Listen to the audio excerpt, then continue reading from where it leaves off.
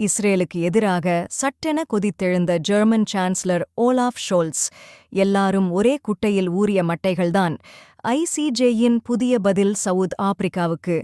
Israel இனி Rafah எல்லையில் தாக்குதல் நடத்தாது.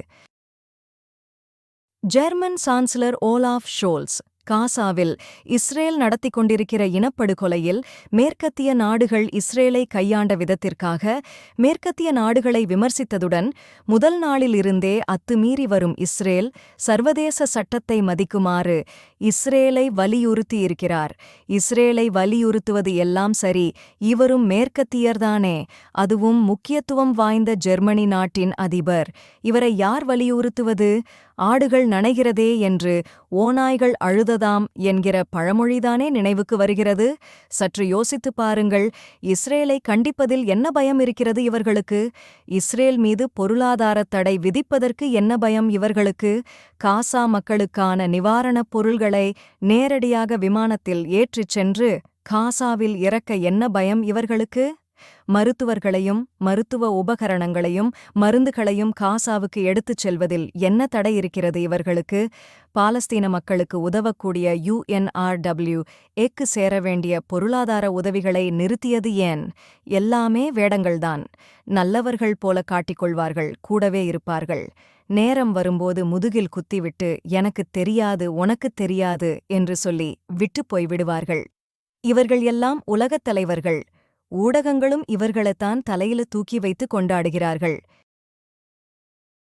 எல்லாரும் ஒரே குட்டையில் ஊறிய மட்டைகள்தான். ரஃபா எல்லையில் இஸ்ரேல் பயங்கரவாதத் தாக்குதல் மூலம் இனப்படுகொலை நடக்காமல் தடுக்க அவசர ஆணை பிறப்பிக்க வேண்டி தென்னாப்பிரிக்கா ICJ இடம் முறையிட்டதற்கு அப்படி ஒரு ஆணை ரஃபா தாக்குதல்களுக்கு தேவையில்லை என்று கூறிவிட்டது. அதாவது ICJ நியாயமாக பேசுவது போல பேசும். அதை யாரும் கேட்காவிட்டாலும் கவலைப்படாது. மேலும் முக்கியமான நேரத்திலும் கூடவே இருந்து முதுகில் குத்திவிடும். இந்த ICJ எல்லாம் அவங்க ஆளுங்க. அவங்கதாங்க இவங்களுக்கு எல்லாம் சம்பளமும் பதவியும் இதர வசதிகளும் செஞ்சு தர்றாங்க. இவங்க எப்படிங்க முதலாளிகளுக்கு எதிரே தீர்ப்பு சொல்லுவாங்க? உண்ட வீட்டுக்கே இரண்டகம் செய்வார்களா? செய்யத்தான் விடுவாங்களா? எல்லாம் கண்துடைப்புதாங்க. ரஃபாஹ் எல்லையில் இஸ்ரேல் நடத்தக்கூடிய பெரிய தாக்குதல்கள்தான் இஸ்ரேலின் அழிவுக்கான சிவப்புக் கோடு என்று நாம் தொடர்ந்து எமது காணொளிகளில் சொல்லி வருகிறோம். நேற்று இம்மானுவல் மேக்ரோனும் இதே கருத்தைத்தான் பதிவு செய்திருந்தார். ரஃபாஹ் எல்லையில் இஸ்ரேல் கடும் தாக்குதல் நடத்தினால் ஈரான் நேரடியாக தாக்குதல்கள் நடத்தக்கூடிய வாய்ப்புகள் அதிகம் உண்டு. இதைத் தொடர்ந்து ஈரான் மத்திய கிழக்கு முழுவதும் தனது முழுமையான கட்டுப்பாட்டில் வைத்திருப்பது உண்மையே. இதனால் அமெரிக்காவும் பெரிய அளவில் பதிலடிகள் கொடுக்கக்கூடிய வாய்ப்புகள் குறைவாகவே உள்ளது. ஆனால் அமெரிக்க நிலைகள் மீது விழக்கூடிய அடிகள் அமெரிக்காவுக்கு மத்திய கிழக்கில் விழும் இடியாக இருக்கும் என்பதும் உண்மையே.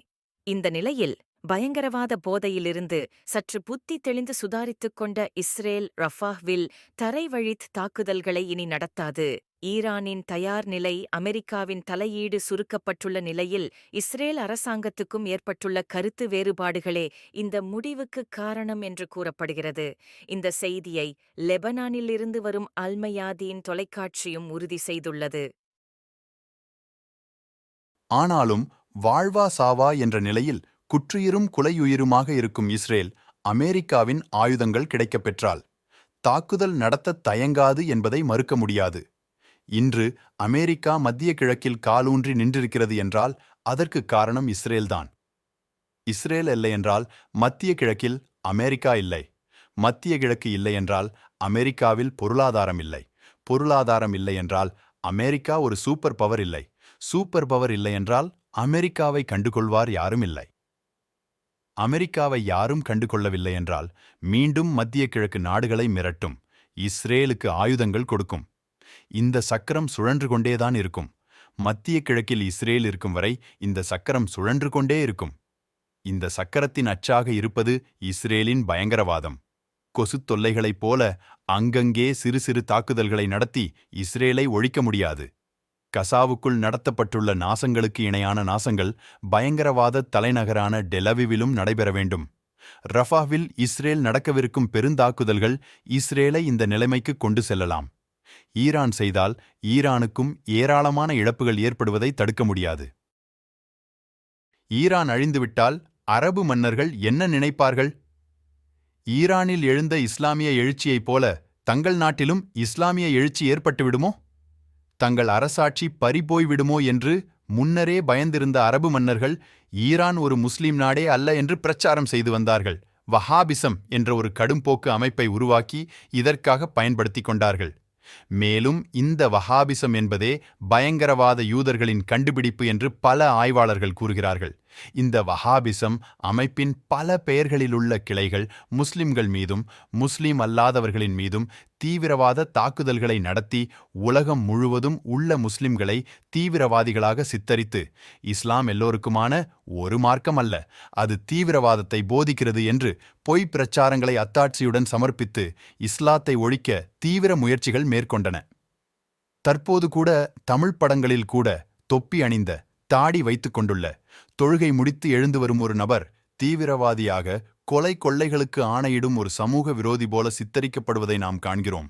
இது போன்ற பொய் பிரச்சாரங்களுக்கு உலகம் முழுவதும் பல லட்சம் கோடி ரூபாய்கள் செலவு செய்யப்படுகிறதாம். ஒன்றை நினைவில் வையுங்கள், பாலஸ்தீனம் உள்பட மத்திய கிழக்கில் உள்ள அனைத்து நாடுகளும் அரபு நாடுகளே. ஆனால் ஈரான் மற்றும் துருக்கி ஆகிய 2 நாடுகள் மட்டும் அரபு நாடுகள் கிடையாது. பல நூறு ஆண்டுகளாக இந்த அரபு நாடுகளை ஆளும் அரச குடும்பங்கள் தமது சந்ததிகளே தொடர்ந்து ஆட்சியில் இருக்க வேண்டும் என்றும் தங்கள் வம்சாவளிகளின் சொத்தாகவே இந்த நாடுகள் இருக்க வேண்டும் என்றும் தொடர்ந்து கவனம் செலுத்தி வருகிறார்கள்.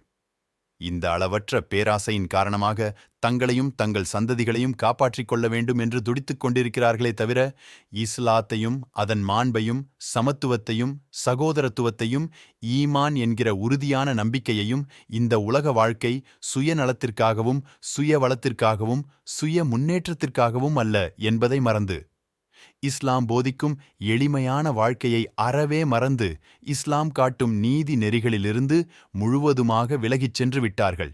ஷரியத் சட்டங்களை தமக்கு சாதகமாக மாற்றி அரேபிய மக்களை எழுச்சி கொள்ள விடாமல், அதாவது நல்ல உண்மையான தூய முஸ்லிம்களாக வாழவிடாமல் தங்கள் அரச குடும்பங்களுக்கு கீழ்ப்படிந்து வாழக்கூடிய செம்மறி ஆட்டு மந்தைகளாக மாற்றி வைத்திருக்கிறார்கள்.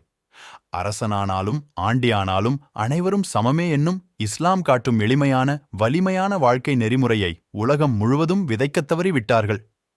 தங்கள் சகோதரர்கள் பாலஸ்தீனத்தில் அடிபட தங்கள் மீதும் அடிபட்டுவிடக்கூடாது என்று பயந்து பதுங்கிய அமெரிக்க மற்றும் மேற்கத்தியர்களின் ஆயுதங்களின் கீழ் பணிந்து மண்டியிட்டு வீழ்ந்து கிடக்கிறார்கள். இந்த நிலையில் அரபு நாடல்லாத ஈரான் நாடு பாலஸ்தீன அரபிக்களுக்காக, இல்லை பாலஸ்தீன முஸ்லிம்களுக்கு இழைக்கப்படும் அநீதிக்காக கொதிக்கிறார்கள்.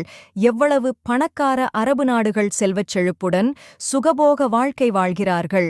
அந்த அரபு நாடுகள் இந்த பாலஸ்தீன அரபு மக்களை காப்பாற்றட்டும் என்று சும்மா இருக்காமல் அரபிக்கள் என்ற இனப்பார்வையை புறம் தள்ளிவிட்டு முஸ்லிம்கள் என்ற சகோதர பார்வையை முன்வைத்து பாலஸ்தீன மக்களுக்கு தமது சக்தியையும் தாண்டி உதவ நினைக்கிறார்கள். பல வல்லரசு நாடுகளுக்கும் அதன் ஆயுதங்களுக்கும் அதன் பொருளாதார அழுத்தங்களுக்கும் பயப்படாமல் இஸ்லாத்தின் மேலான வழிகாட்டுதல்களுடன் பாலஸ்தீனத்திற்கு ஆதரவாக ஒற்றை நாடாக களத்தில் நிற்கிறார்கள். உண்மையாய் நிற்க வேண்டிய 18 அரபு நாடுகள் எங்கே? நம்பிக்கையின் ஊற்றாக நின்று பதுருப் போர்க்களம் கண்ட வெற்றி என்னும் மேன்மையை அடைந்த மன்னா தற்போதைய அரபு மண்? மக்களே சிந்திப்பீர்.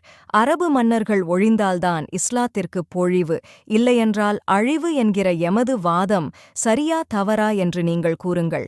நீங்கள் அனைவரும் படித்தவர்கள், அறிவாளிகள், சிந்தனா சக்தி நிறைந்தவர்கள். எங்கள் வாதம் தவறு என்று நீங்கள் கூறினால் நாங்கள் திருத்திக் கொள்கிறோம். இது ஒரு தனிமனித எண்ணங்களின் தன்னிச்சையான சிந்தனைகளின் பகிர்வுதான். எனவே உங்களது சிந்தனையை எங்களுடன் பகிருங்கள், கமெண்ட் மூலமாக. நன்றி.